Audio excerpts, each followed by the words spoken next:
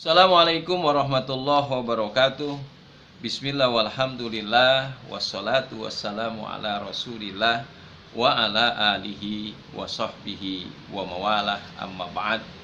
Nawaitu ta'aluma wa ta'lim wa tuzakir wa tazkir wa naf'a wal intifa'a wal ifadata wal istifadah wal hassa ala tamassuki bi kitabillahi was sunnati rasuli wa da'a ilal huda wa dalalata alal khair ibtigha'a mardatihi wa sawabihi wa qurbi.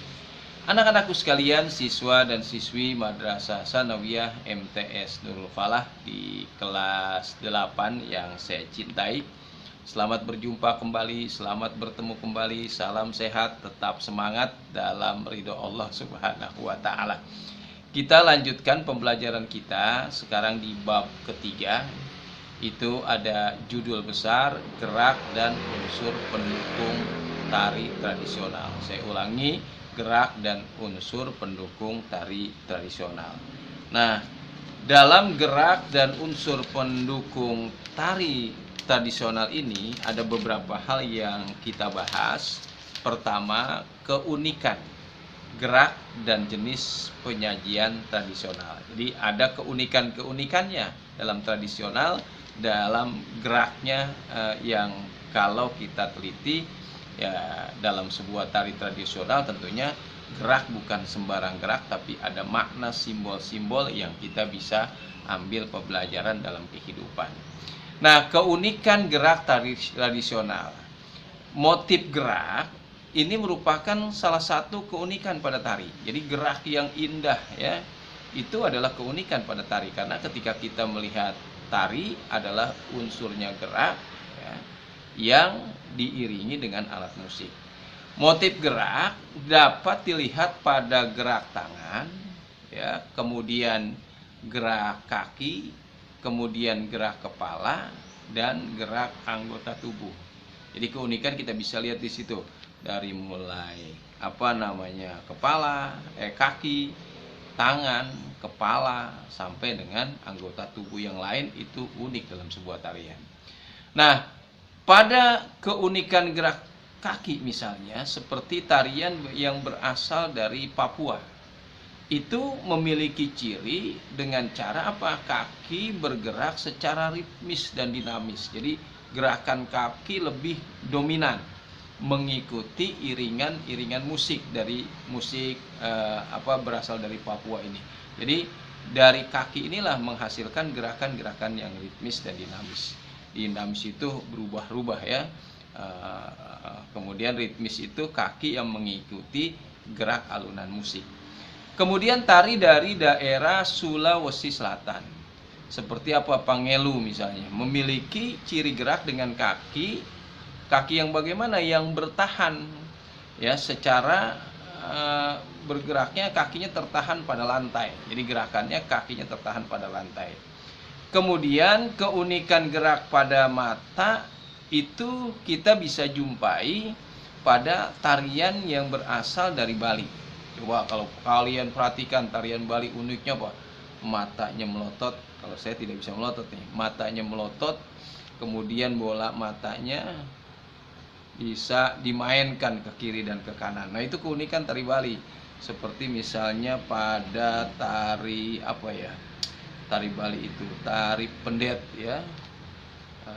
Itu mata begitu dominan memainkan di samping anggota tubuh yang lain. Itu unik sekali ya. Dengan gerak bola mata ke kanan ke kiri secara cepat. Bisa secara cepat gitu. Saya nggak bisa tuh ya. Kemudian ekspresi tari mewakili pada gerakan mata ini, anak-anakku sekalian. Kemudian keunikan motif gerak pada jari tangan itu dapat kita jumpai pada tari Gending Sriwijaya ya, dengan ciri apa? Dia lentikan jari tangan merupakan kekuatan pada tarian ini. Kemudian pada tari Minang, kalau pada tari Minang dia keunikannya adalah kita bisa jumpai pada gerakan tangan yang kuat. Tuh. Terkadang mengalun tetapi terkadang bisa patah-patah. Berarti dinamis. Kemudian motif gerak Minang banyak dipengaruhi oleh motif gerak pencak silat. Tuh, itu uniknya. Kemudian pada gerak pada tangan juga dapat kita temukan di daerah Jawa, misalnya di daerah Surakarta maupun Yogyakarta. Bentuk jari tangan ini mencirikan karakter tari, misalnya karakternya gagah atau halus. Keunikan pada gerak tari jari tangan juga dijumpai pada tari Dayak melalui bulu-bulu burung bulu-burung enggang lah gitu ya, yang diselipkan pada jari tangan. Nah, keunikan juga dapat dilihat dari ragam gerak merupakan kumpulan dari beberapa motif. Pada ragam ini meniti batang pada tari Melayu misalnya, ada koordinasi antara motif gerak kaki dan juga gerak badan. Setiap tari tradisional tentunya ini akan memiliki keunikan ragam gerak yang menjadi ciri khas tarian itu. Kalau kita perhatikan, kita amati secara tilik dan mendalam. Nah, melakukan gerakan tari tradisional ini harus sesuai dengan apa? Sesuai dengan kaidah yang berlaku dan sesuai tarian itu berasal. Nah, ini kita akan belajar nanti di depan berbagai macam tarian daerah. Misalnya beberapa saya perkenalkan karena durasi terbatas, nanti kita sambung lagi pada pertemuan yang akan datang.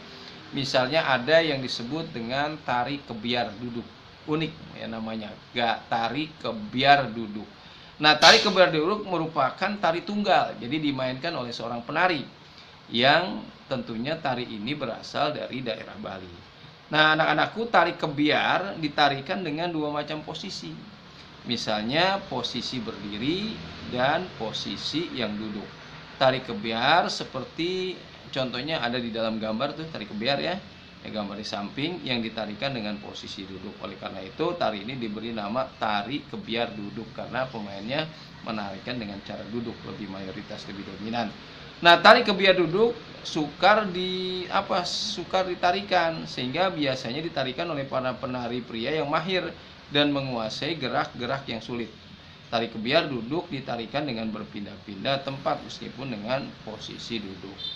Nah, penari biasanya melangkah cepat dalam posisi tengah jongkok. Hal inilah yang menjadi ciri khas daya tarik dari kebiar duduk. Selain itu, pemain kipas dan iringan musik senyuman menawan dari penari selama melakukan gerak ini semakin membuat keunikan tari ini menjadi nyata, gitu ya. Jadi anak-anakku sekalian, itulah salah satunya tari kebiar duduk. Nanti kita bahas pada pertemuan yang lalu bermacam-macam jenis-jenis tarian lagi. Tentunya selamat belajar jarak jauh. Untuk tugas saya minta kalian mengerjakan di halaman berapa ya? Di halaman 32 ada penilaian tengah semester bagian 1, bagian 2, dan bagian 3. Selamat mengerjakan dan sampai berjumpa pada pertemuan yang akan datang. Salam sehat, tetap semangat. Assalamualaikum warahmatullahi wabarakatuh.